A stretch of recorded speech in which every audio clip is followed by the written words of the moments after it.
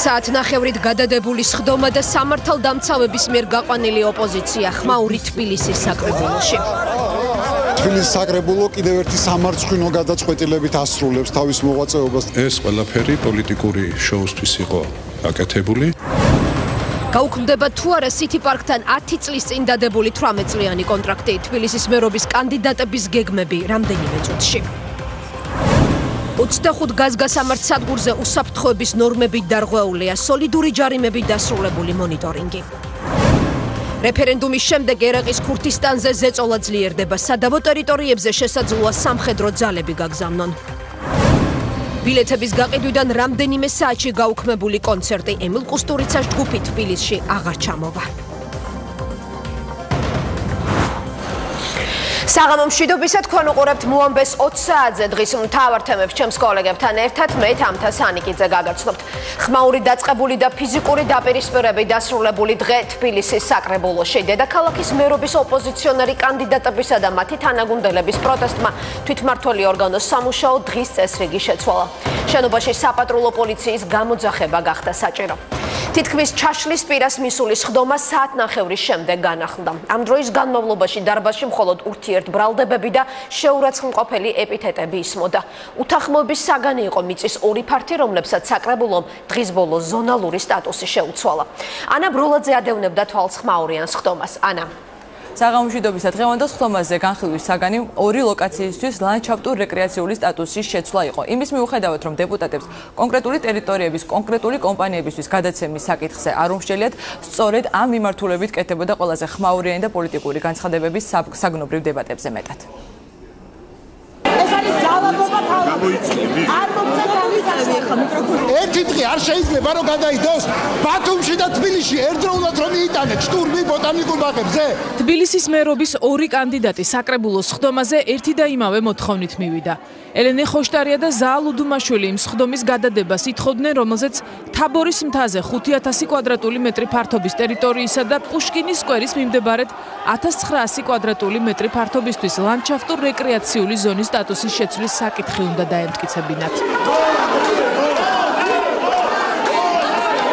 ნაციონალური მოძრაობისა და ევროპული საქართველოს მერობის კანდიდატებმა და მხარდამჭერებმა საკრებულოს სხდომის გადადება მოითხოვეს. მათ მოთხოვნას იზიარებდა მერობის კიდევ ერთი კანდიდატი ალეკო ელისაშვილი, რომელმაც სხდომა პროტესტის ნიშნად დატოვა. ერთ ადამიანს უნდა მოერგოს მთელი ქალაქი და მთელი ქვეყანა. და იმ ერთ ადამიანს ეს ქალაქი გონია ყანა. თავის, რომელსაც როგორც უნდა ისე შემოღობოს და რასაც უნდა იმას უზავს. თბილის ყავს სრულიად უპასუხისმგებლო, უტიფარი, კორუფციაში ჩაფლული და მხდალი ხელისუფლება საკრებულოს ცალკეული წევრების სახით, ისევე როგორც მერიის წარმომადგენლების სახით. კითხვის დასმას მოყვება ან 9 წელის შეხსენება, ან არაფერი არ იცით. ოპოზიციას მიაჩნია, რომ ცვლილებები თანაინვესტირების ფონდის პროექტსა და ბიძინა ივანიშვილთან დაკავშირებულ კომპანიას ეხება. ყველანაირი პროცედურების დარღვევით, ყველანაირი კვლევის და გააზრების გარეშე საათებში ცდილობენ, რომ დაუმტკიცონ აი ამ საარჩევნო პერიოდში ჩქარ-ჩქარა, დაუმტკიცონ ბიძინა ივანიშვილს დამატებითი ჩვენი მთა, ჩვენია ეს მთა, ჩვენი ამ ქალაქის შუაგული. ყველაფერზე ხელის მომწერები არიან. ნებისმიერ შემთხვევაში ოღონდ 100 ამოვნონ ბიძინა ივანიშვილს დღეს და ოღონდ დაუკანონ ოდის მიწები, რომელსაც ითხოვს ყველაფერზე თანახმარიან.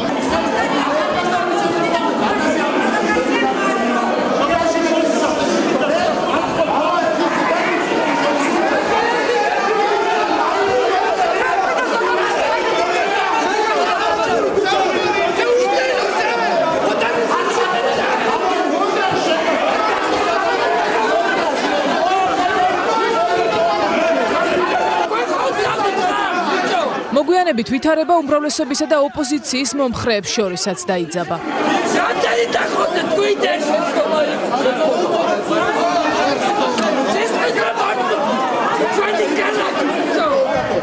ვითარების დაძაბვა საკრებულოში სამართალდამცველების გამოჩენა მოყვა.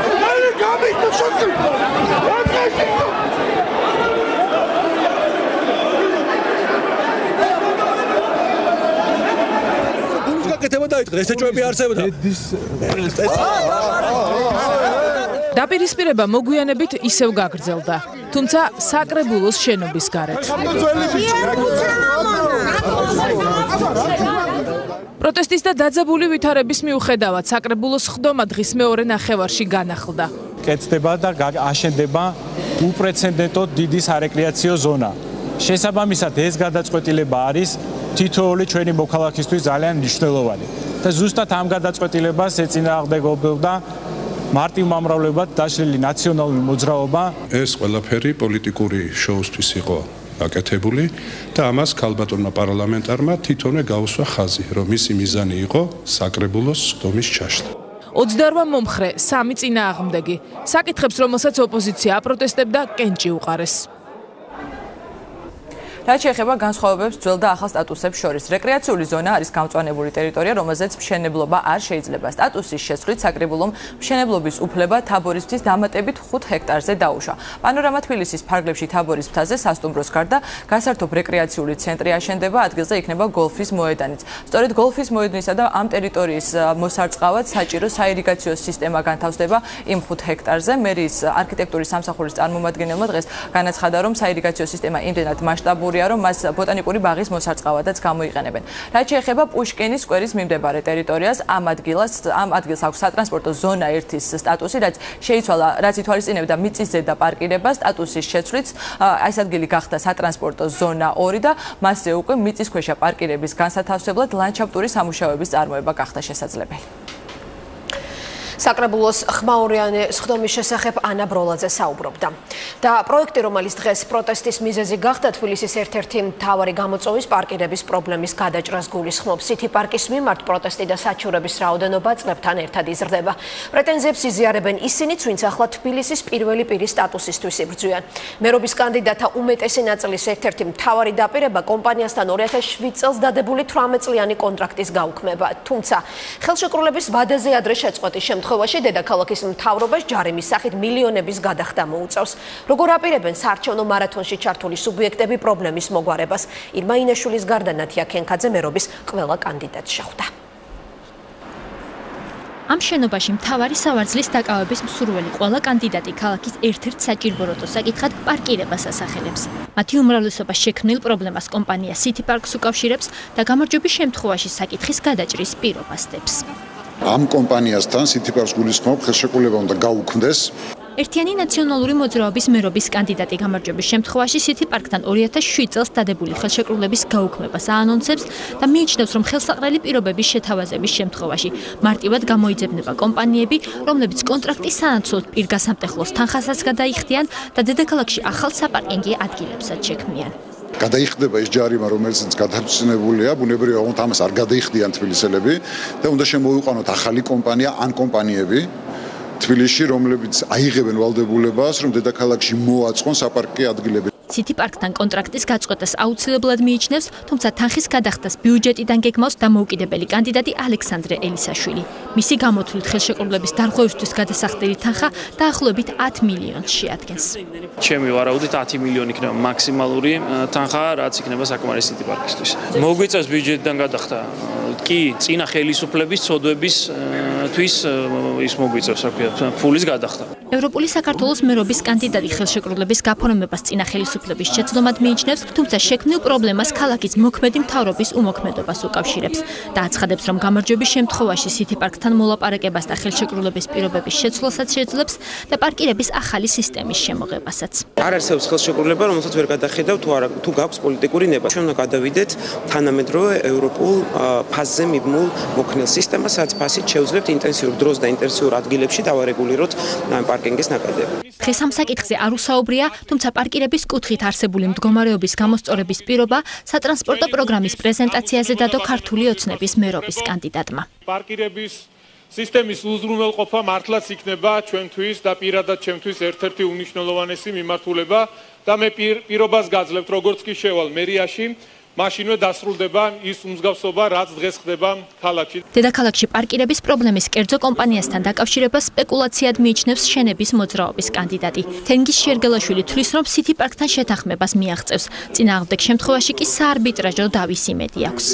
პრობლემის კომპლექსურად მოგვარების აუცილებლობაზე საუბრობს და გამარჯვების შემთხვევაში კომპანიისთვის ერთკვირიანი ვადის მიცემას გეგმავს ერთობა ახალი საქართველოს მერობის კანდიდატი. ნამდვილად არ მივიღებ ამ ცრუ მარათონში მონაწილეობას, რომ ერთ საათში შევუწყვილთ ამ ხელშეკრულებას, ჩემთვის მნიშვნელოვანი არის, რომ განვითარდეს საპარკინგე ინფრასტრუქტურა. ამისთვის თუ სიტი პარკი დაიწყებს ყოველდღიურად ამის განვითარებას, მას შეიძლება რომ იყოს ქალაქში, თუ ამას არ გააკეთებს სიტი პარკი, მოგვიწევს ახალი კომპანიის მოწევნა. თუ თბილისის მერიამ არ შექმნა შესაბამისი პოლიტიკა, არ დახარჯა შესაბამისი რესურსები იმისთვის, რომ კონდეს ჩვენ უფრო მეტი პარკირების ადგილი, ჩვენ ამ პრობლემას ვერ მოვაგვარებთ. კონტრაქტის დაუყოვნებლივ გაუქმება და კომპანიისთვის ვალდებულების შეუსრულებლობისთვის პასუხისმგებლობის დაკისრება. ასეთია კახა კუკავას გეგმა. დემოკრატიული მოძრაობის კანდიდატი უახლოეს დღეებში გეგმავს იმ კვლევის პრეზენტაციას, თუ რა ვალდებულებები არ შეასრულა მისი თქმით სიტი პარკმა.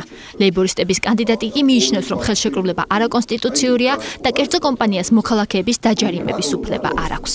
დაუყოვნებლივ შეწყდება ხელშეკრულება, ქალაქის ხელისუფლება თავად აიღებს საკუთარ თავზე, რომ მოაწყოს საპარკინგე ინფრასტრუქტურა და შესაბამისად ბევრად უკეთესი მდგომარეობა იქნება თბილისში. ახალი კომპანია, რომელთანაც ან შეიძლება ეს იყოს რამოდენიმე კომპანია, რომელთანაც დაიდება ხელშეკრულება, მისი ფუნქცია იქნება არა ჯარიმების გამოწერა, რითიც დღეს დაკავებული არის სიტი პარკი, არამედ ახალი ავტოსადგომების მშენებლობა. მერიის უმოქმედობასთან დაკავშირებით ოპოზიციური კანდიდატების ბრალდებებს არ იზიარებს დავით ნარმანია და აცხადებს, რომ ხელშეკრულების გაწყვეტის თანხის გადახდაზე უარი ქალაქის ინტერესების გათვალისწინებით თქვეს.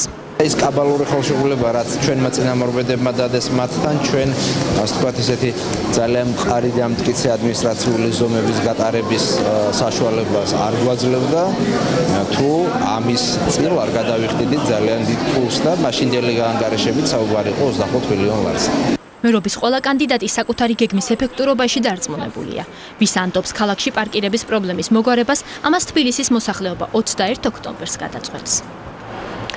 ქვეყნის მასშტაბით მოქმედი 25 გაზგასამართის სადგური უსაფრთხოების სტანდარტებს ვერ აკმაყოფილებს. ზედამხედველობის სააგენტოს მიერ ჩატარებული მონიტორინგის შემდეგ ობიექტების მფლობელებს სოლიდური ჯარიმების გადახდა მოუწევთ. თხევადი აირის გასამართ სადგურებზე უსაფრთხოების ნორმების დაცვის საკითხი ცოტა ხნის წინ ბათუმში მომხდარმა ტრაგედიამ კიდევ ერთხელ გააქტიურა. მაშინ გაზის ბალონი კუსტარულად მოწყობილ ობიექტზე აფეთქდა, ამ ტიპის სადგურების კონტროლი კი ცალკე პრობლემაა.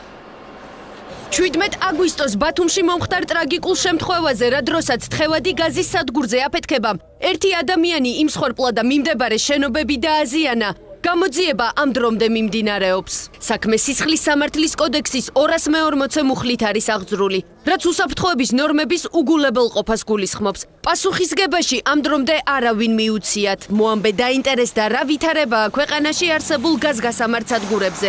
აღმოჩნდა, რომ ასეთი ობიექტების დიდ ნაწილში, განსაკუთრებით რეგიონებში, უსაფრთხოების ნორმები დაცული არ არის, რაც მომხმარებლის სიცოცხლეს საფრთხის ქვეშ აყენებს.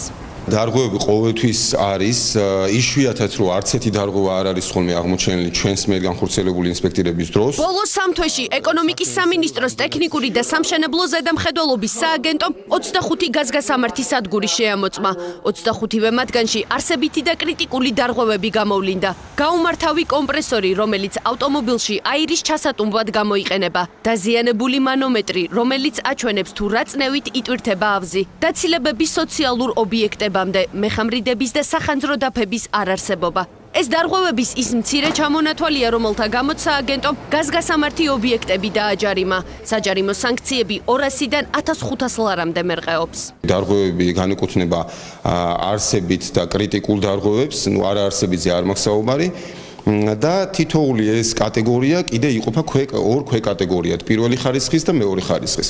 ჩვენ როდესაც გავდივართ ინსპექტირებებზე არის როგორც პირველი ხარისხის არსებითი, პირველი ხარისხის კრიტიკული, მეორე ხარისხის არსებითი და მეორე ხარისხის კრიტიკული დარღვევები. ნავთობპროდუქტების იმპორტიორთა კავშირის მიერ ჩატარებული კვლევით საქართველოს რეგიონებში ასევე არსებობენ კუსტარულად მოწყობილი თხევადი აირის სტაციონარები, რომლებიც განსაკუთრებულად საფრთხის შემცველ ობიექტებს წარმოადგენენ. კავშირის თავმჯდომარის მოადგილემ ვახტანგ იობაშვილმა აჭარაში მომხდარი ტრაგედიაც გაიხსენა და აღნიშნა, რომ გაზის სპეციალური ავზების ნაცვლად ღვინისთვის განკუთვნილი რეზერვუარებიდან იყიდებოდა. ბათუმში მომხდარი ტრაგედია არ მოხდებოდა, რომ ის ყოფილიყო კარგად გამართული სტაციონარი. მე მხედველობაში მაქვს, რომ იქ იყო კუსტარული დანადგარები, იქ იყო ღვინის რეზერვუარები. ღვინის რეზერვუარებს ხმარობდნენ გაზის, ესე ვთქვათ, რეზერვუარებად. ვინ უნდა შეამოწმოს, ამას ადრე აკეთებდა ტექნიკური ზედამხედველობის ინსპექცია, რომელსაც ეს ფუნქციები ჩამოერთვა და დღეს ჩვენ ქვეყანაში არავინ არ აკყვავს და არავინ არ არეგულირებს ასეთ ობიექტებს. ინჟინერ მექანიკოს ნოდარ რამიშვილის განმარტებით მთავარი პრობლემა გაზგასამართის სადგურების დაპროექტებაშია. თვითონ გაზგასამართის სადგურები დაპროექტებული არის არასწორად. იმიტომ რომ თითოეული ავტომობილი უნდა იყოს იზოლირებული, უნდა იყოს გაკეთებული სპეციალური ბეტონის ზღუდეები. ავტომობილის გაბარიტებიდან გადაცილებული უნდა იყოს თითოეული ავტომობილის გაბარიტიდან მეტრო ნახევარი, როგორც გვერდებში, ისე წინ და უკან. რომ მოხდეს რაიმე შემთხვევა, დაუშვათ აფეთქება ბალონის დატვირთვის დროს, რომ არ დააზიანოს გვერდზე მდგომი ავტომობილი და რა თქმა უნდა ადამიანი. რაც შეეხება გაზგასამართი ობიექტების მფლობელებს, ერთი ნაწილი კამერებთან საუბარს ერიდება. მეორე ნაწილი კი ამბობს, რომ უსაფრთხოების ყველა სტანდარტი დაცული აქვს. რაც შეეხება უსაფრთხოებას, ყველანაირად დაცულია ეს მანქანა რა. გარდა იმისა, თუ მოვა, ანუ გაზაპროვკების დროს იმას არ ექნება მოწესრიგებული. დანარჩენი ამის აქ რაღაცა რომ მოხდეს, ეგ არის გამორიცხული. ზედამხედველობის სააგენტოს გაზგასამართის სადგურების შემოწმების ვალდებულება არ აქვს. სამსახური ინსპექტირებას მხოლოდ იმ შემთხვევაში ახორციელებს, თუ კი დარღვევების შესახებ შეტყობინება შევა. თუმცა ასეთ შემთხვევაშიც მონიტორინგი მხოლოდ საჯარიმო სანქციით შემოიფარგლება. კერძო სექტორში ზეგანაკვეთურ შრომაზე შესაძლოა ზედა ზღვარი დაწესდეს. შრომის კოდექსში შესატანიცულების ავტორი საია, თუმცა ინიციატივას მოწინააღმდეგეები ხავს. პარლამენტის საკომიტეტო სხდომაზე საკანონმდებლო ცვლილებამ საკმარისი მხარდაჭერა ვერ მოიპოვა. მათ შორის ვერც იმ ინიციატივამ, რომელიც კერძო კომპანიებში დასაქმებულთა სამსახურიდან გათავისუფლების გარემოებებს ეხება. გენო ოსიყმაშვილი ესწრებოდა პარლამენტის ჯანდაცვის კომიტეტში გამართულ სხდომას. გენო, რა არგუმენტებით ჩავარდა დღევანდელი ინიციატივა? თავდაპირველად გეტყვით იმას, რომ საიას ინიციატივას როგორც საპარლამენტო უმრავლესობის, ისე ოპოზიციის წევრებმაც არ დაუჭირეს მხარი. მათ საერთო არგუმენტები ჰქონდათ. მაგალითად, ზეგანაკვეთურ შრომას რაც შეეხება, ეს ინიციატივა მხოლოდ კერძო სექტორში დასაქმებულებს ეხებათ. საიას ხედვით პრობლემას წარმოადგენს ის, რომ კანონი არ ადგენს ზეგანაკვეთური შრომით, რამდენი საათის განმავლობაში შეუძლია ამუშაოს დამსაქმებელმა დასაქმებული. კანონში მხოლოდ ის წერია, რომ კვირაში 40 საათზე მეტი მუშაობა უკვე ზეგანაკვეთურ შრომად ითვლება. შესაბამისად, არასამთავრობო ორგანიზაციაში მიიჩნევენ, რომ შესაძლებელია დამსაქმებელმა დასაქმებული ექსპლუატაციის მსხვერპლი ისე გახდეს, რომ კანონი არ დაირღვეს. ამდენად საია გამოდის ინიციატივით, რომ კვირის განმავლობაში მაქსიმუმ 48 საათი შეიძლებაოდეს მუშაობა, მაგრამ დეპუტატების საწინააღმდეგო არგუმენტები შემდეგია. არსებობს სამსახურები, რომლებიც მუშაობის ლიმიტს ვერ დაუდგენ. მაგალითად, მეხანძრეებს ფართომასშტაბიანი ხანძრის ქრობის პერიოდში ასეთი კანონის არსებობის შემთხვევაში მისი დარღვევა მოუწევთ, ან ქირურგებს ოპერაციის დროს და ასე შემდეგ.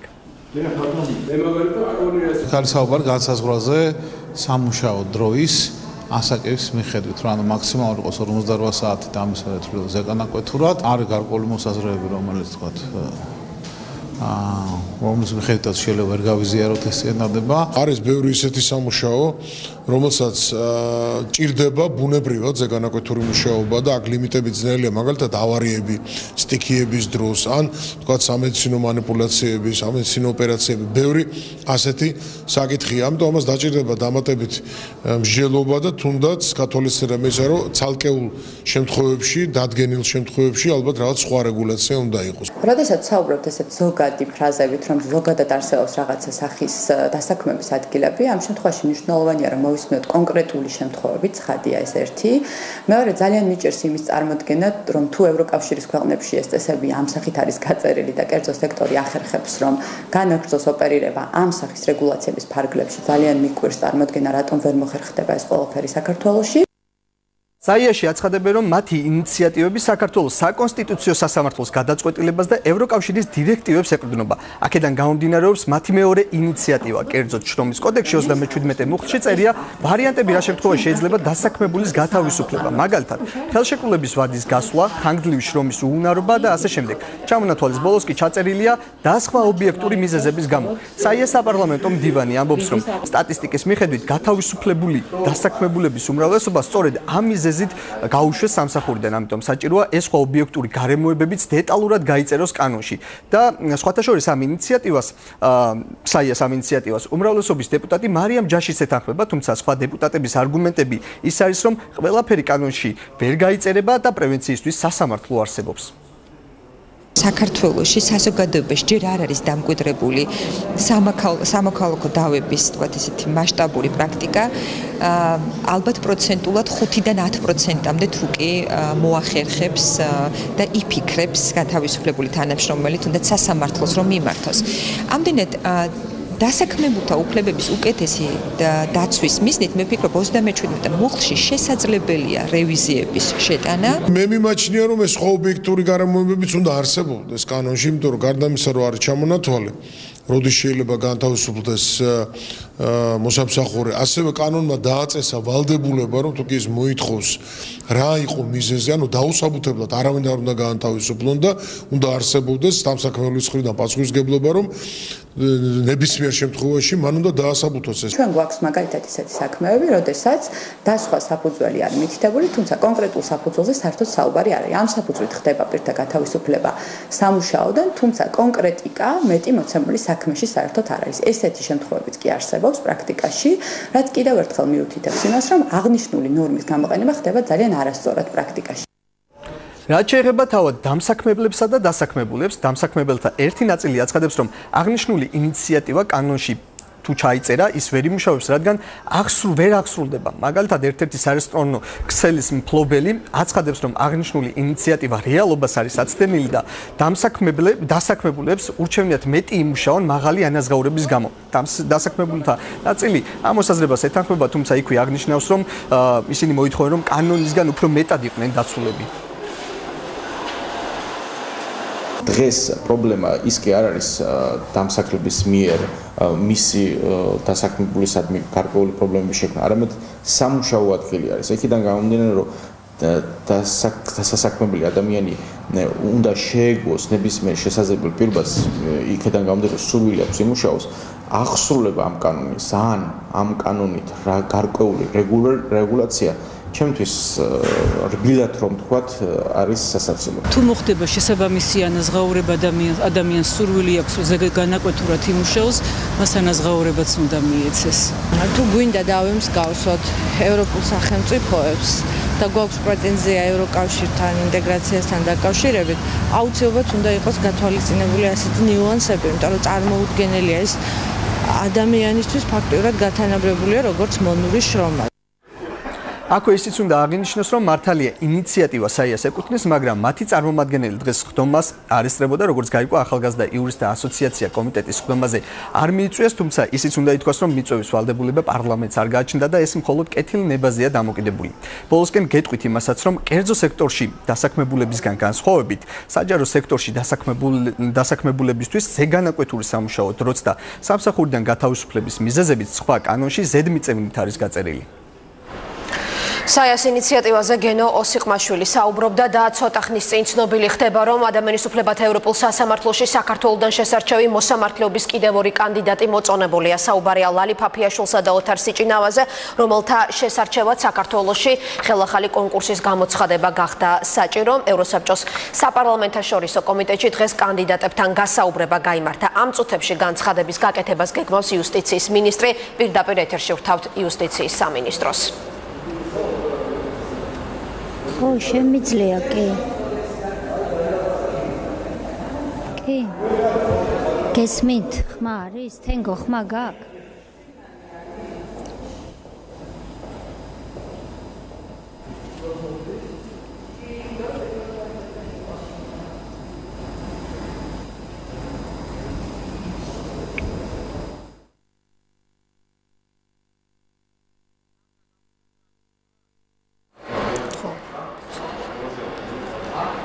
მე შეგახსენებთ, რომ ევროსაბჭოს საპარლამენტაშორისო კომიტეტში დღეს კანდიდატებთან გასაუბრება გაიმართა. კონკურსის მესამე ეტაპზე მათთან ერთად გადასულია ლადო ჭანტურიაც, რომელიც ჯერ კიდევ წინა კონკურსზე შეარჩიეს. მოგებით, სტრასბურგის სასამართლოში საქართველოსთან ასარჩევი მოსამართლის საკითხთან დაკავშირებით მედიისა და საზოგადოების ინტერესი იყო და არის ძალიან მაღალი, შესაბამისად მე მინდა დღეს მოვუბრუნდე ისევ ამ თემას და მოგახსენოთ შემდეგი, როგორც ქონდა ჩვენ მოლოდინი ამის შესახებ, მე როგორც კომისიის თავმჯდომარემ რამდენიმე ხნის წინ მოგახსენეთ, შემოდგომაზე სახელმწიფოს მიერ წარდგენილ სამ კანდიდატს უნდა გასაუბრებოდა ასამბლეის კომიტეტი. დღეს მართლაც გაიმართა ეს გასაუბრებები. კომიტეტი გაესაუბრა საქართველოსთან წარდგენილ სამ კანდიდატს, ქალბატონ ლალი ფაფიაშვილს, ბატონ ლადო ჭანტურიასა და ბატონ ოთარ სიჭინავას. რამდენადაც ჩვენთვის არის ცნობილი, ეს სია სამი კანდიდატისაგან შედგენილი იქნა მოწონებული, სიის მოწონების შედეგად ეს სია გადაეგზავნა უკვე შემდეგი ეტაპისთვის შესაბამის სტრუქტურებს. ეს ყველაფერი ნიშნავს იმას, რომ კონკურსის მეორე ეტაპიც წარმატებით დაიხურა ამ სიისთვის და ჩვენ უკვე ოქტომბრის თვეში გასავლელი გვექნება კონკურსის მესამე ეტაპი, ვინაიდან დღეს როგორც ჩემთვის არის ცნობილი, სამპირიანი სია შესაბამისმა კომიტეტმა მოიწონა გასაუბრებების შედეგად.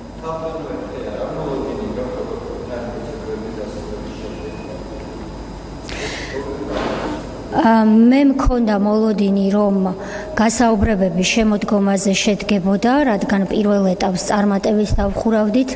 ეს მოლოდინი გამართლდა და დღეს ეს გასაუბრებები შედგა. რა თქმა უნდა, მაქვს მესამე ეტაპზეც წარმატების მოლოდინი. სამივე კანდიდატი არის ღირსეული. წინააღმდეგ შემთხვევაში ჩვენ მას კომისიის ფარგლებში ქვეყნის დონეზე არ შევარჩევდით. ის რომ ეს მეორე ეტაპი წარმატებით დასრულდა და მესამე ეტაპზე გადავდივართ, ნიშნავს იმას, რომ სიის მოწონებასთან ერთად შესაბამისმა კომიტეტმა ჩათვალა, რომ ქვეყნის შიგნით ჩატარებული პროცედურები და კონკურსი ასევე იყო მათთვის მისაღები. დიდი მადლობა. ეს იყო თეა წულუკიანის განცხადება, როგორც მოვისმინეთ, ადამიანის უფლებათა ევროპულ სასამართლოში საქართველოსთან შესარჩევი მოსამართლეობის სამივე კანდიდატი მოწონებულია. თეა წულუკიანის თქმით, სამივე კანდიდატის სია უკვე გადაეგზავნა შემდეგ სტრუქტურებს, დარჩენილი არის კონკურსის მესამე ეტაპი, რის შემდეგაც შერჩეულ ერთ კანდიდატს ან კანდიდატებს უკვე ევროსაბჭოს საპარლამენტო ასამბლეაზე უყრიან კენჭს. ერაყის ქურთისტანში ჩატარებული რეფერენდუმის შემდეგ ერაყის ცენტრალური ხელისუფლება ავტონომიურ რეგიონზე ზეწოლას აძლიერებს. სადავო ტერიტორიებზე შესაძლოა სამხედრო ძალები გაიგზავნოს. სამხედრო ჩარევის შემთხვევაში ქურთისტანი წინააღმდეგობის გასაწევად მზადყოფნას აცხადებს. შექმნილი კრიზისის დასაძლევად ერაყის ქურთისტანის ლიდერი ოფიციალურ ბაღდადს ერაყიდან გამოყოფის პროცესის დროებით შეჩერებას თავაზობს. ბაღდადი ამ თემაზე რაიმე მოლაპარაკებას გამორიცხავს. სამდღიანი ულტიმატუმის ვადა ამოიწურა. ერაყის ცენტრალურმა ხელისუფლებამ ავტონომიურ რეგიონს აეროპორტებზე და სასაზღვრო გამშვებ ობიექტებზე კონტროლის გადაცემა მოსთხოვა. წინააღმდეგ შემთხვევაში საერთაშორისო ფრენების დაბლოკვით დაემუქრა. თუმცა მუქარამ ქურთები ვერ შეაშინა.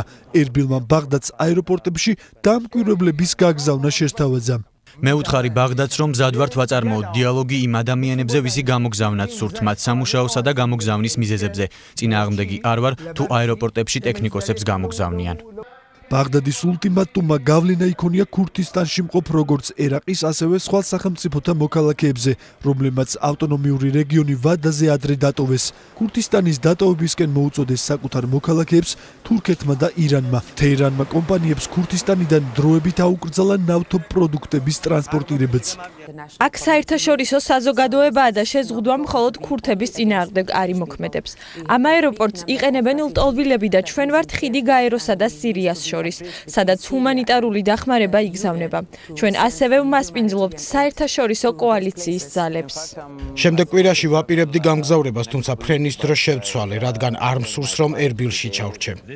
ბაღდადსა და ერბილს შორის ურთიერთობების დაძაბვის საფუძველი რეფერენდუმის ჩატარება და ქურთების მიერ ნავთობით მდიდარი კირკუკის რეგიონის ფლობა გახდა. პლებისციტი ქურთისტანის რეგიონის მიმდებარე სადავო ტერიტორიებზეც ჩატარდა, რომელსაც ერაყელი ქურთები 2014 წლიდან ეგრეთ წოდებული ისლამური სახელმწიფოს დამარცხების შემდეგ აკონტროლებენ. ქურთისტანის რეფერენდუმის შედეგებს ეწინააღმდეგებიან მეზობელი სახელმწიფოებიც და ერბილს იზოლაციით ემუქრებიან. სწორედ ქურთისტანში შექმნილი ვითარება იყო განხილვის ერთ-ერთი მთავარი თემა ანკარაში თურქეთისა და რუსეთის პრეზიდენტების შეხვედრაზე. მოსკოვისა და ანკარას პოზიციები თანხვედრაშია. შევაფასეთ ერაყის ქურთისტანში გამართული რეფერენდუმი. ჩვენი დიდი ხნის წინ ჩამოყალიბებული პოზიცია საგარეო საქმეთა სამინისტროს განცხადებაშია ასახული. ერაყის კონსტიტუციით და საერთაშორისო სამართლით რეფერენდუმს არ აქვს ლეგიტიმაცია. ქურთისტანის ხელმძღვანელობამ დიდი შეცდომა დაუშვა. რეგიონის მთავრობას უფრო დიდი შეცდომის დაშვების საშუალება არ უნდა მივცეთ. საერთაშორისო ასპარეზზე ერაყის ქურთისტანის მისწრაფებებს ღია მხარდაჭერას მხოლოდ ისრაელი უცხადებს. შეერთებულ შტატებში ფიქრობენ, რომ ქურთისტანის დამოუკიდებლობამ შესაძლოა ახალი რეგიონული კონფლიქტი წარმოშვას და ჯიჰადისტებთან ბრძოლა შეფერხდეს. და ისევ საქართველოს პრემიერი, რამდენიმე მინისტრი და პარლამენტის თავმჯდომარე დღეს ალაბრის სასახლეში მივიდნენ. პრეზიდენტის ადმინისტრაციაში უშიშროების საბჭოს ხდომა გაიმართა.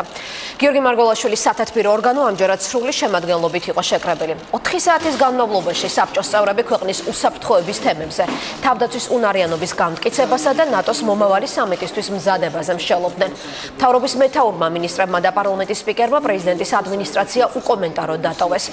როგორც გიორგი მარგველაშვილმა განმარტა, დღევანდელ ხდომაზე საერთოდ არ განუხილავთ საკონსტიტუციო ცვლილებები, რომელიც ბოლო პერიოდში სახელმწიფო შტოებს შორის უთანხმოების მთავარ თემად იქცა.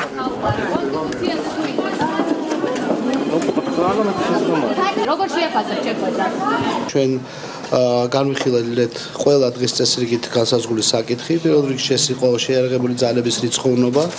ეს დოკუმენტი შეიქმნა და გადაეგზავნა პარლამენტს და სამტკიცებლად ჩვენ ასევე ვისაუბრეთ ნატოსთან თანამშრომლობის ფორმატებზე.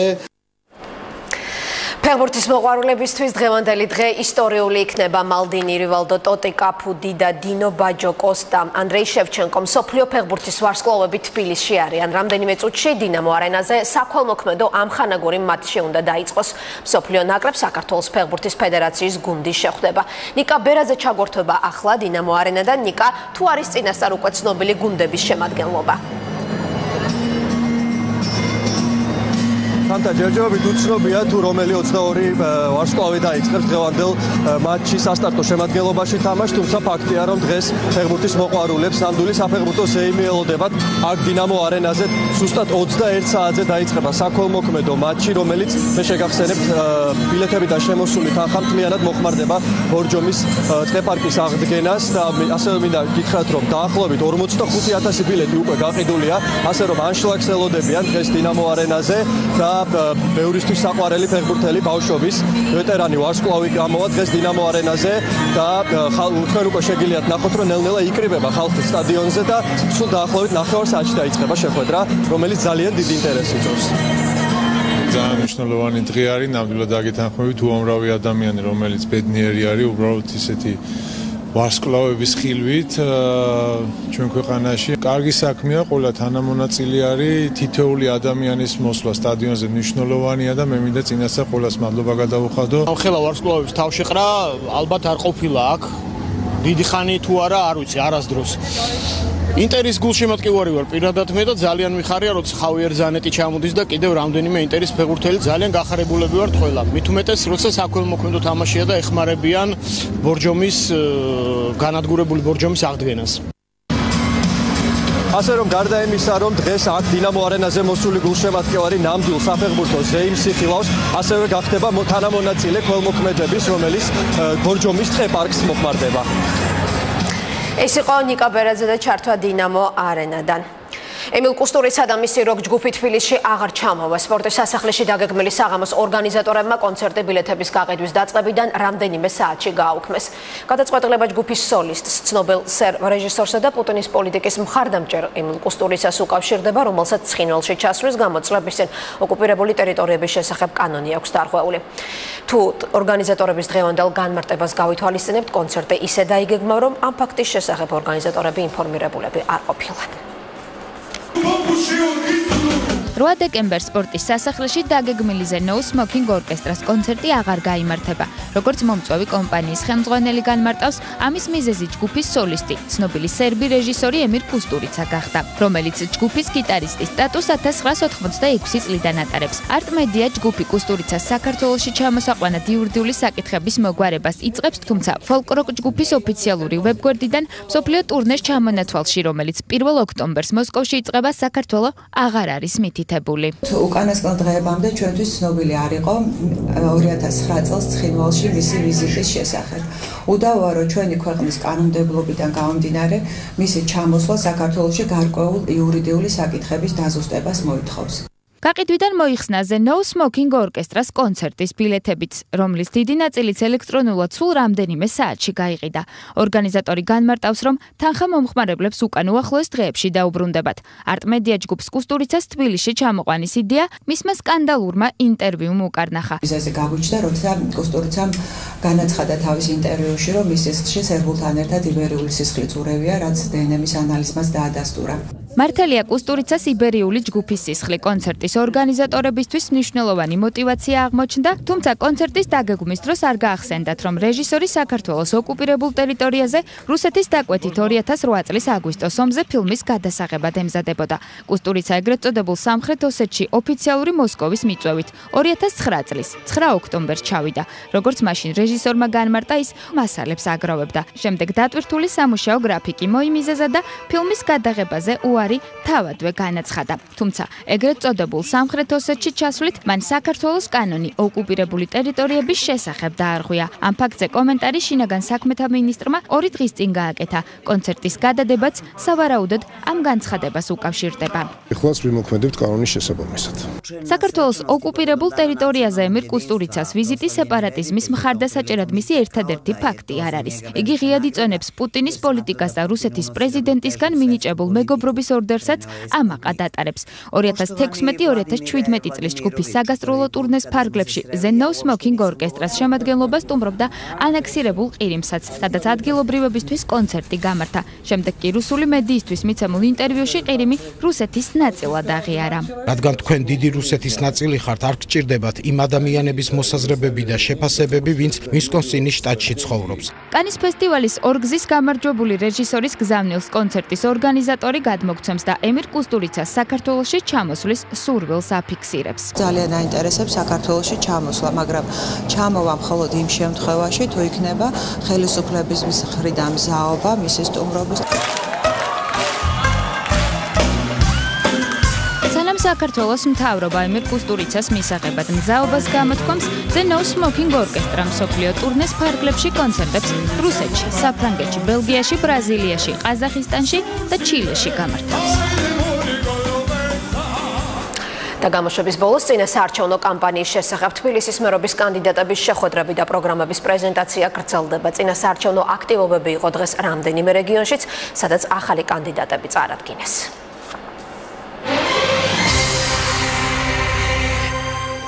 ერთობა ახალი საქართველოს თბილისის მერობის კანდიდატმა დღეს ურბანული პროგრამა არასამთავრობო ორგანიზაციების წარმომადგენლებს გააცნო. გიორგი ვაშაძის განცხადებით არჩევნებში გამარჯვების შემთხვევაში იმისათვის რომ თბილისი ეკოლოგიურად სუფთა ქალაქი გახდეს, გამწვანების ინოვაციურ პროექტებს განახორციელებს საზოგადოებრივი ტრანსპორტი და ტაქსი კი ელექტრო გახდება. დისკუსია აღმოსავლეთ-დასავლეთის მართვის ინსტიტუტის ორგანიზებით გაიმართა. ევროპული სტანდარტები ამას დამნერგავთ, რაც შეიძლება სწრაფად ეს ნიშნავს ხარისხობრივ ზრდას სამშენებლო მიმართულებით და ინფრასტრუქტურის განვითარების მიმართულებით. მეორე ეს არის საზოგადოებრივი ტრანსპორტი, რომელიც 2021 წლის იანვრისთვის გვინდა მთლიანად იყოს ელექტროსაზოგადოებრივი ტრანსპორტი. მესამე მნიშვნელოვანი საკითხი ეს არის გამწვანებაში ექვსი ინოვაციური პროექტი გვაქვს, რომელიც გვინდა დავნერგოთ. დემოკრატიული მოძრაობა თავისუფალი საქართველოს ლიდერებმა და თბილისის მერობის კანდიდატმა დღეს ისნის რაიონის მაჟორიტარი დეპუტატობის კანდიდატები წარადგინეს. აღნიშნულ საარჩევნო ოლქში კენჭს ნათელა ქარდავა, ლადო კობახიძე და გია ცხვარიაშვილი იყრიან. შეხვედრისას კუკავა მოსახლეობას საკუთარი პრიორიტეტები გააცნო, მათ შორის ქალაქის ურბანულ განვითარებასთან დაკავშირებით. მინდა ისნის მოსახლეობას მოუწოდო, რომ სამივე ბიულეტენში შემოხაზონ სამიანი. ეს არის ძალიან მნიშვნელოვანი იმისათვის, რომ ჩვენ შევძლოთ ჩვენი პროგრამის რეალურად რეალიზაცია.